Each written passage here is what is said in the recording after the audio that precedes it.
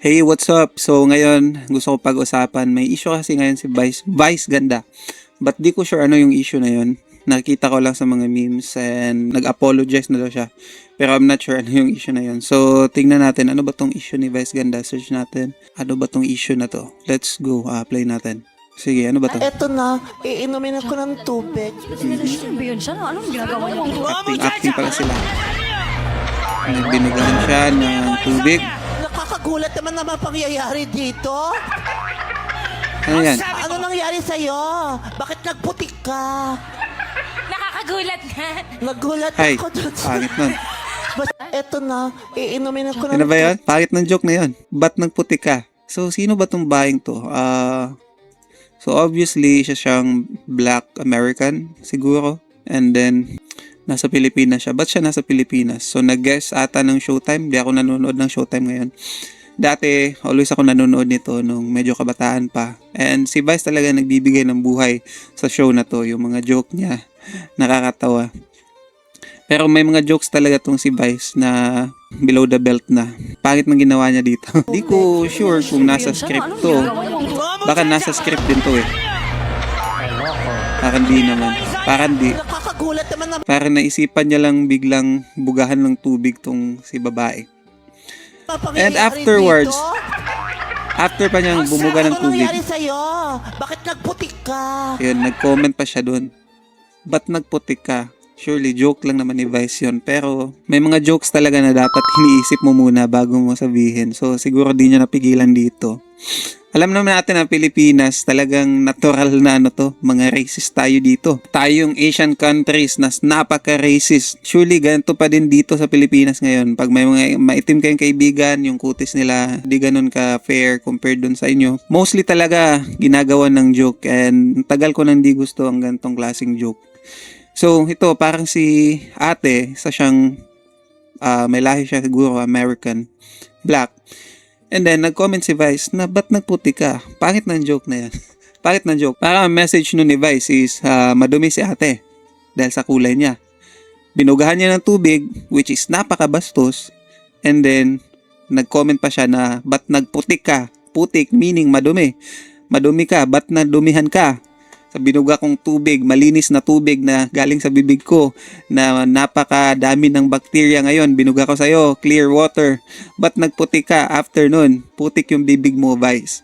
So napakapangit nito, napaka-racist. And then, ang masama pa sa ganitong klaseng tao, pag binalikan mo ng jokes na below the belt, magagalit. Pero ang nag-set talaga ng fuel sa fire ng issue na to, nakikita ko is may apology down siya.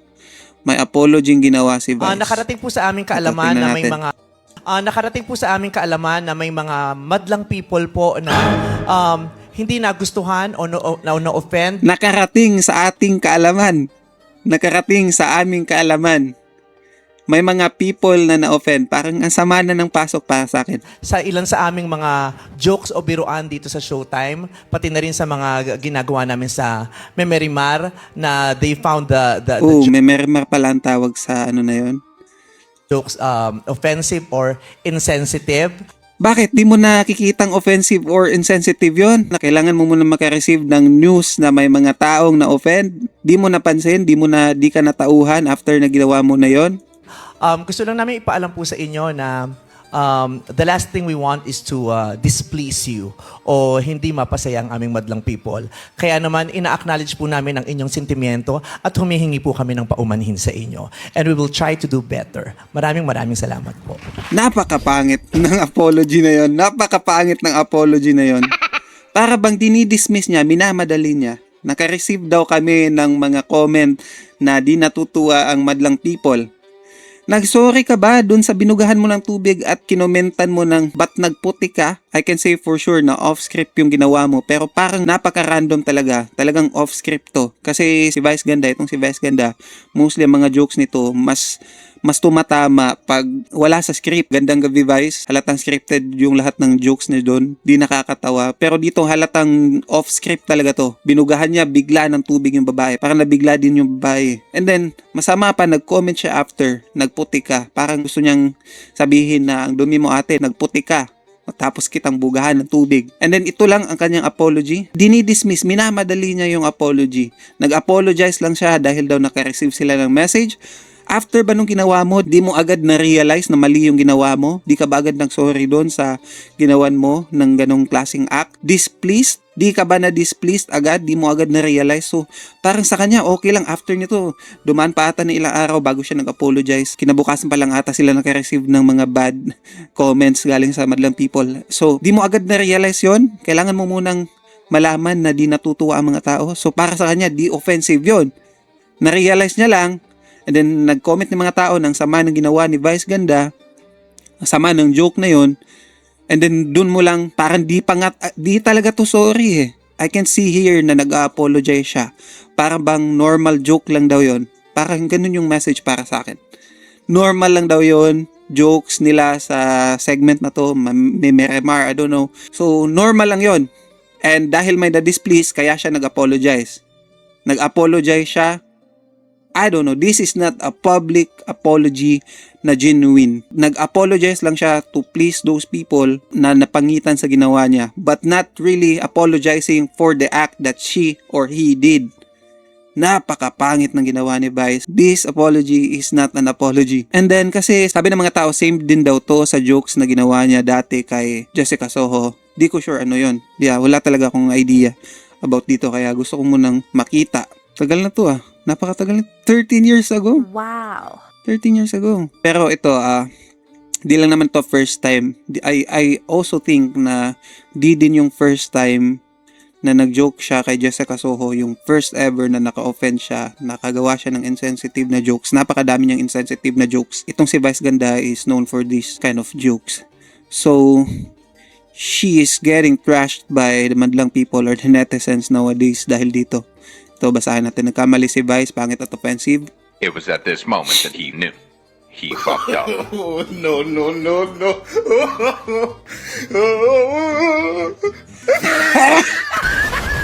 Basahin natin to. Nagkamali si Vice, pangit ang offensive yung joke niya, humingi siya ng sorry. Okay yun, ganoon naman talaga dapat kapag nagkamali humingi ng sorry.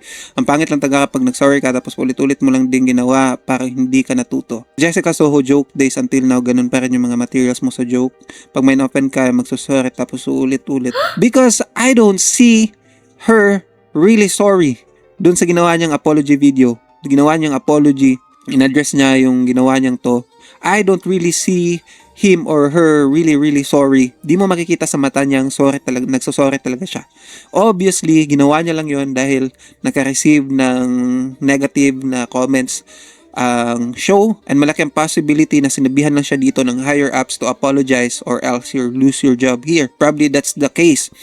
I don't see it in her eyes na nagsusorry talaga siya dun sa video na yon. Parang napipilitan siyang mag-sorry, mag-apologize.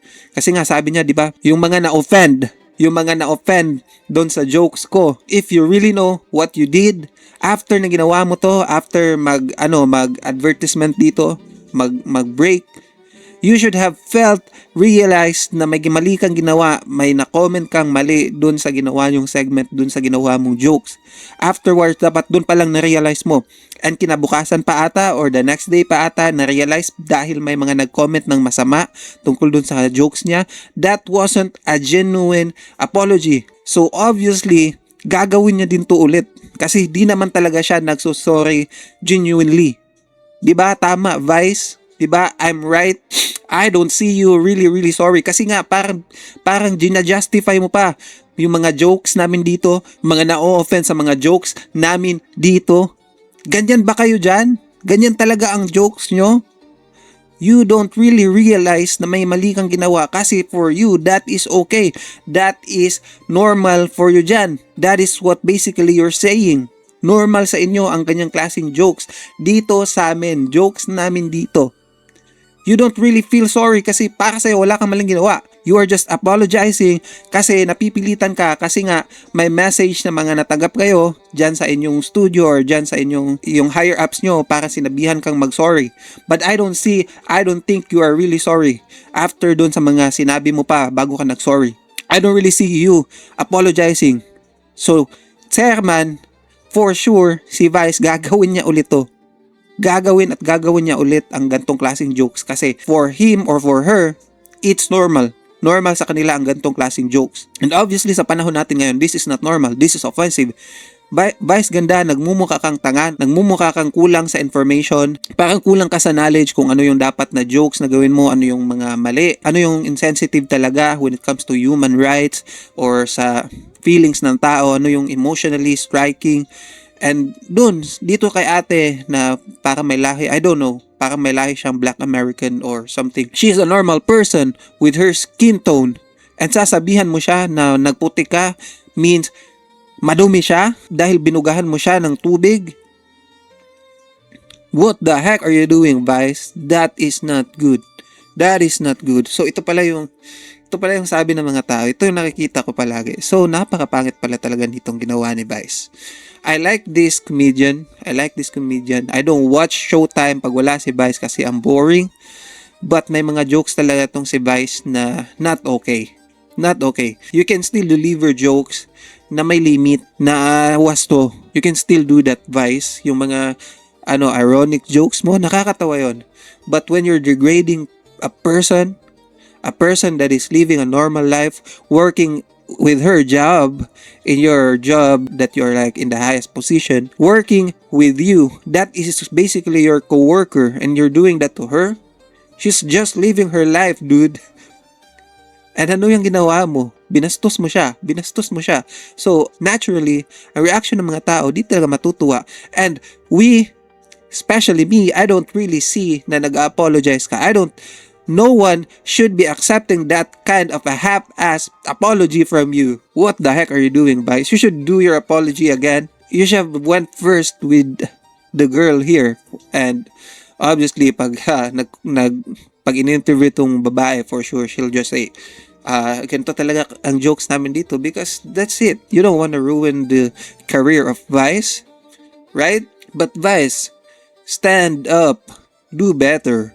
When you apologize, do it sincerely. Come on, man. Come on, woman. You should have known better than this. Ang alam ko kasi matalino ka, Vice eh. Alam ko magaling kang mag-advise. You're Vice. May segment ka dati yung nag-a-advise ka. Madam Auring ka, kumbaga. And when you speak there, ang dami mo talagang knowledge. Madami kang wisdom. Apply those wisdom. This is not okay. Alam ko, di naman always nagkakamali ka. But when you do a mistake, you should apologize, genuinely. Not because napipilitan ka lang. And I really see na napipilitan ka lang sa apology mo. Pag nag-apologize ka, apologize sincerely. Never put like any excuse. Jokes namin dito, that's an excuse basically. Don't do that. Apology is something na dapat gawin mo dahil na-realize mo talagang may mali kang ginawa. I don't see that in your apology. Kahit paulit-ulitin kong tingnan or panoorin yon, you're not really apologizing there. Do it better. Do it again. And never do this kind of disrespectful jokes again. This is not funny, Vice. This is not funny. Ang mga natutuwa na lang sa ganitong klaseng jokes, probably yung mga matatandang before times, yung mga matatandang mga racist din katulad mo. And I'm sure you'll say you're not racist, right? You're not racist and you're not looking down on your coworkers or the people around you or the normal people. You're not looking down on them. You're probably gonna say that. So if you really do not look down on other people, then show it. And I think wag ka na lang mag-apologize. Wag ka na lang mag-apologize if you don't really think na may mali kang ginawa. Because sa apology mo, with your excuse, I don't see you admitting na may mali kang ginawa, Vice Ganda. Do better than this. Okay, that's it. Thank you for watching this short reaction video. And yep, mag-subscribe kayo dito sa channel and ring your notification bell. Magkita-kita ulit tayo sa susunod na video. See you guys!